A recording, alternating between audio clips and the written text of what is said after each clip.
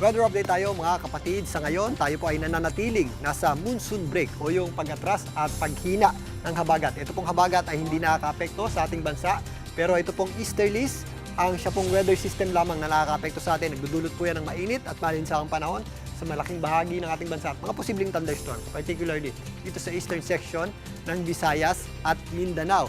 Pero meron po tayong binabantayang panibagong low pressure area dito po sa labas ng ating area of responsibility na posibleng magpabalik ng habagat o southwest monsoon sa susunod na linggo. Ito pong low pressure area na ito ay huling namataan ng Pag-asa sa layong 2,700 kilometers east ng eastern Visayas at ayon sa Pag-asa, ito po ay may katamtamang tsansa maging isang ganap na bagyo in the next 24 to 48 hours. Ito pong low pressure area na ito ay patuloy na kikilos pa kanluran, hilagang kanluran at posible pong dumikit sa ating area of responsibility or makapasok sa loob ng ating area of responsibility sa darating na linggo. If ever makapasok na po yan sa ating area of responsibility, ito po ay mabibigyan ng local name na Francisco. Sa ngayon, ito pong posibleng maging bagyo na ito ay hindi natin inaasahang pang maglandfall o tumama sa lupa, pero bahagya po yang magpapabalik muli ng ating habagat sa susunod na linggo. Pero sa ngayon, wala pong epekto yung habagat sa ating bansa. Ito pong easterlies ang nagdudulot po ng mainit at malinsahang panahon.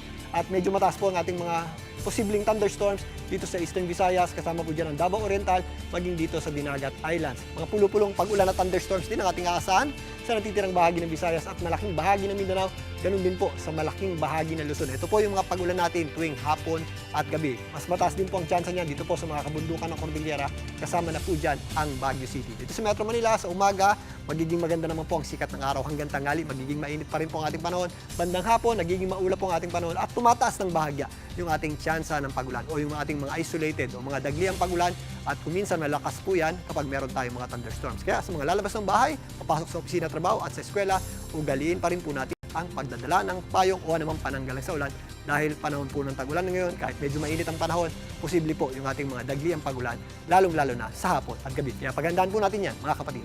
At yan muna latest sa ating lagay ng panahon. Muli ako po ang inyong weather frontliner, Alvin Pura, na lagi may panahon para sa iyo. Mga kapatid, Julius Babaw po.